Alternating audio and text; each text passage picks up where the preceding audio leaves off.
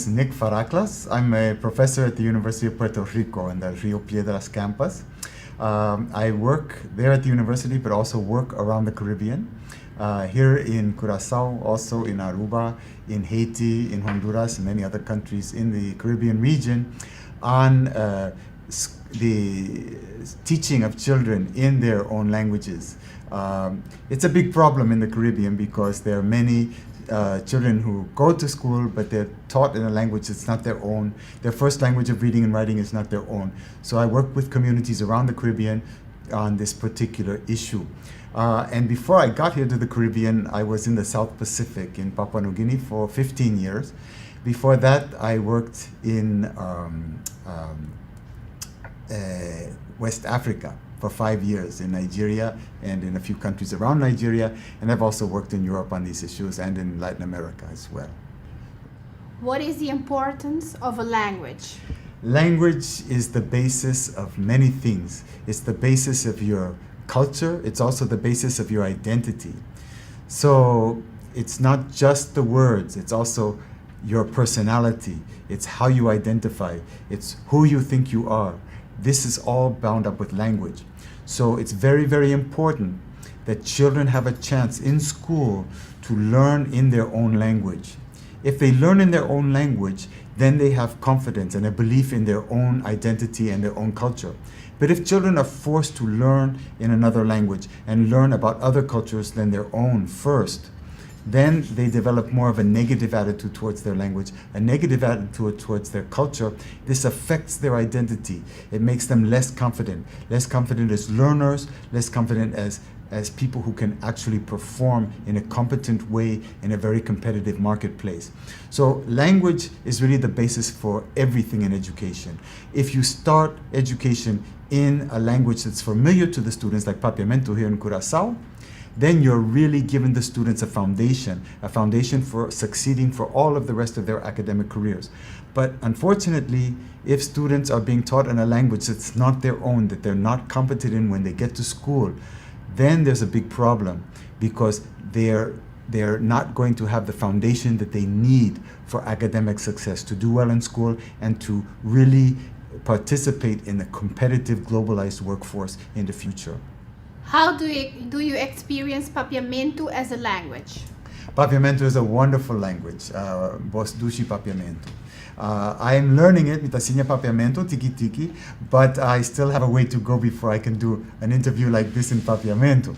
But in any case, Papiamento is a wonderful language. It's a language that has a long history, very rich tradition, and it's a language just like any other language. It's a Creole language, which means it has different inputs. It has the words mainly come from Spanish and Portuguese.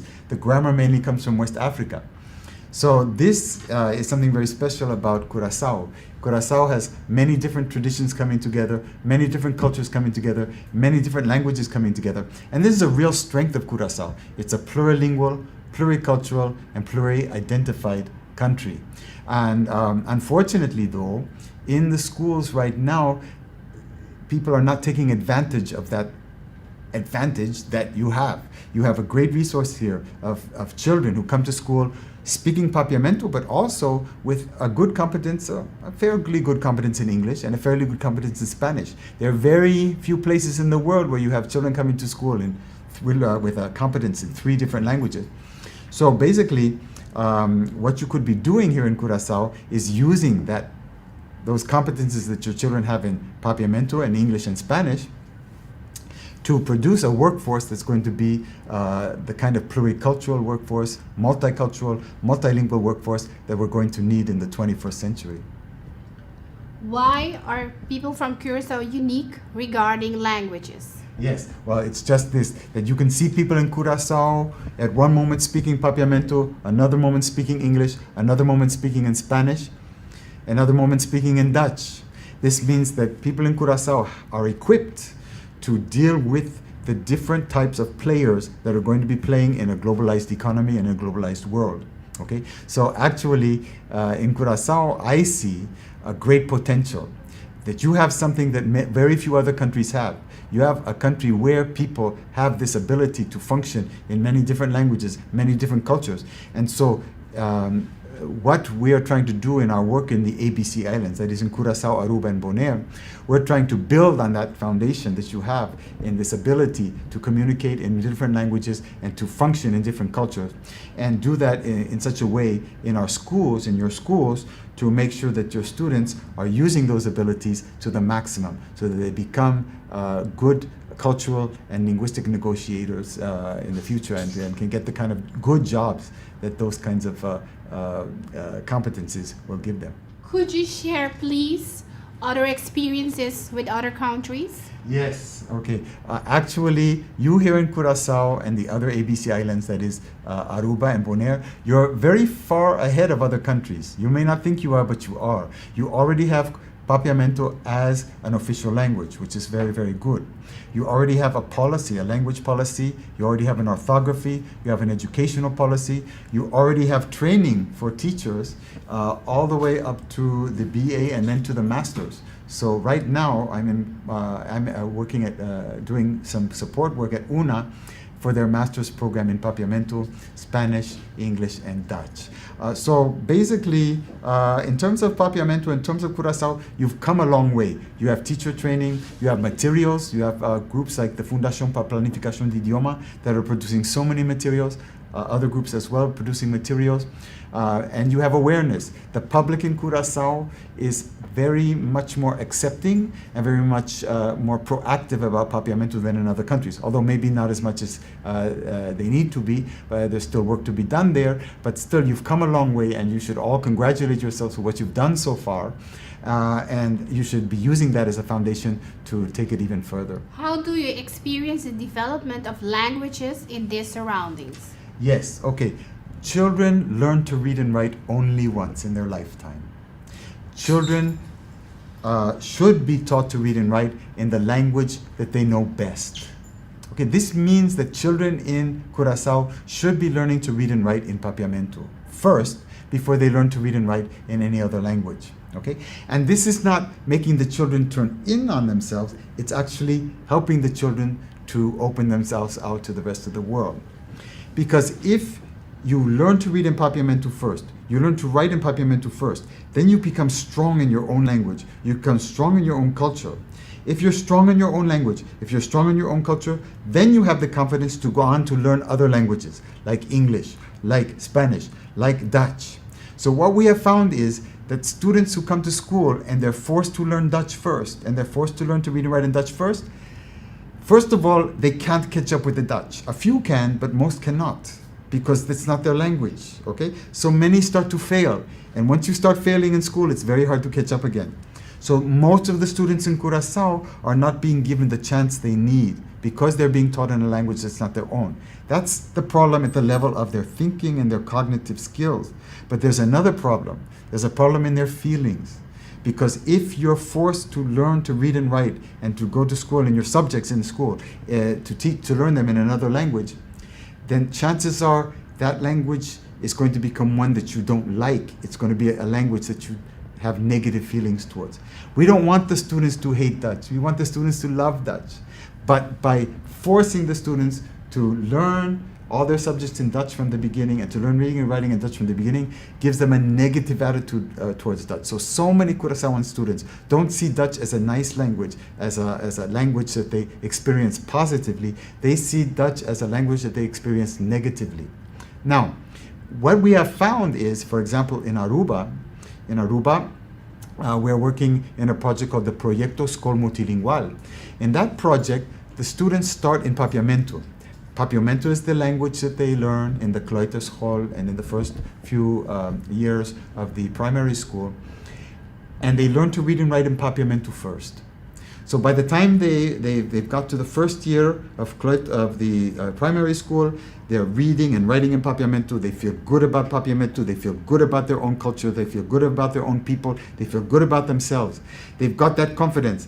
Then we let them learn to read and write in Dutch in the second grade of primary school. And then you see the big difference. By then they love Dutch. They want to read in Dutch. They want to write in Dutch. They have a whole new attitude. So when we talk to the parents, when we talk to the teachers, They say they've never seen the children so alive in the classroom. They've never seen the children so enthusiastic, not just about Papiamento and not just about learning, but also about Dutch. They're starting to enjoy it. So for them now, these new children who aren't forced to learn in Dutch first, but learn in Papiamento first, for them Dutch becomes not a language that they experience negatively. It becomes a language they experience positively. But in Aruba, they're not just teaching Dutch from the beginning and Papiamento. They're teaching English and Spanish as well. So those students learn to read and write in Papiamento in grade 1, to read and write in Dutch in grade 2, to read and write in English in grade 3, to learn to read and write in Spanish in grade 4. So by the time they're finished with their primary school, they're reading and writing in 4 different languages. But from the beginning in Kleuterschool, they learn in Papiamento, but they also are singing and playing and doing fun things in Dutch, English, and Spanish. So by the time it comes time for them to learn to read and write in those languages that are not their own languages, they have enough understanding of those languages and they have enough of a positive attitude about those languages that they can go on to learn to read and write in Dutch, read and write in English, read and write in Spanish very well. So this is the type of program that you could have here in Curacao as well, where you're really equipping your students for the world of the future. Because the world of the future is a world where you're going to have to be able to go to China and feel comfortable there and speak their language. You're going to have to go to Saudi Arabia and speak their language. You're going to have to go to Europe and speak Dutch. You're going to have to go to North America and speak English. You're going to have to go to Venezuela and speak Spanish. These are the kinds of Curacaoans who are going to get very good jobs, going to have a very bright future in the 21st century. What are the advantages of multilinguistic people? Yes, multilingual people are the people of the future. And unfortunately, many countries are not encouraging it. So if you go to the United States, they're not encouraging foreign languages. You go to Europe now, people are turning more and more to their own language. They're not talking so much about other languages anymore. So really, in the future, they're going to have to come to Curacao to find the people who can speak all those different languages. You're going to need people who feel comfortable speaking many different languages. So this is a real resource that you have in Curacao.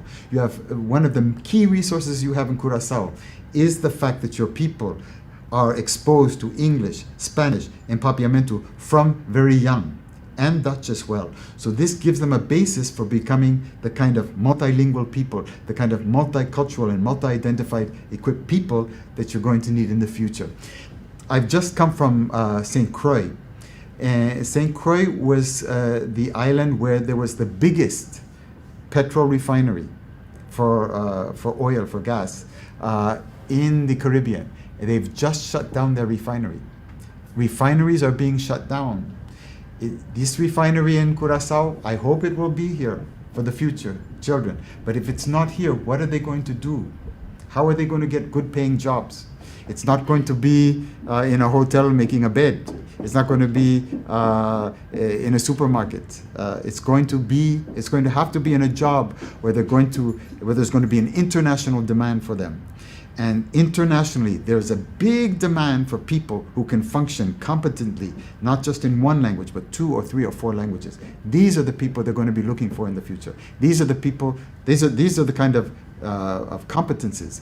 These are the kind of skills that your children are going to need for the future, and you've already got all the basis for it right here in Curacao. But what's happening is you're not taking that, you're not using those resources. The children come to school with Papiamento. Instead of using Papiamento to give them a further competence, it's being thrown out the window and you're trying to force them to learn another language. No, give them a good foundation in Papiamento, in their own language, their own culture. They can use that to get a good foundation in English, Spanish, and other languages. So this is how you create a multilingual workforce. You create it not through forcing other languages on the students academically from the beginning. You create it by giving students a good sense of their own confidence in their own language and their own culture, and then use that confidence for them to learn other languages. So the best way to get Curacaoan students to learn Dutch is to do it through Papiamento. The best way to get them to learn English is to do it through Papiamento. The best way to get them to learn Spanish is to do it through Papiamento. So Papiamento is the key, but it's not the end. Okay, Papiamento is the beginning. It's what opens the doors for all of the other things. So as long as the students continue being proud of their own culture, being proud of their own language, and gaining skills in their own language to continue on in school and for academic success, they can transfer all of that to the other languages, to Dutch, to English, and to Spanish. ¿Qué sería su mensaje para Curazao? Bueno, mi mensaje para Curazao es empezar a aprovechar de los recursos lingüísticos, de los recursos culturales que tienen sus niños. Los niños de ustedes son ya plurilingües cuando llegan a la escuela. Tienen una destreza muy desarrollada, por ejemplo, en Papiamento. Ustedes tienen que aprovechar de esta destreza de construir una fundación muy sólida de la parte de sus niños en su propia cultura, en su propia lengua. Eso no para cerrar sus niños, no, para abrir sus niños, para que sus niños tengan una confianza sólida en su propia cultura, sólida en su propia lengua, y para que puedan transferir esta fundación sólida en su propia cultura y su propia lengua a otras culturas y otros idiomas como el inglés, el español y el holandés. Entonces, con la meta de producir niños, de los niños del futuro, los niños que pueden hacer todo lo necesario para tener éxito en el mundo del futuro, un mundo donde la gente que tiene destrezas en muchos idiomas va a ser la gente que va a ganar en la competencia internacional en un mundo globalizado.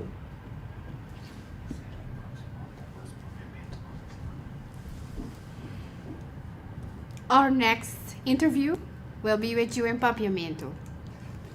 Hopi bom. Masha danki.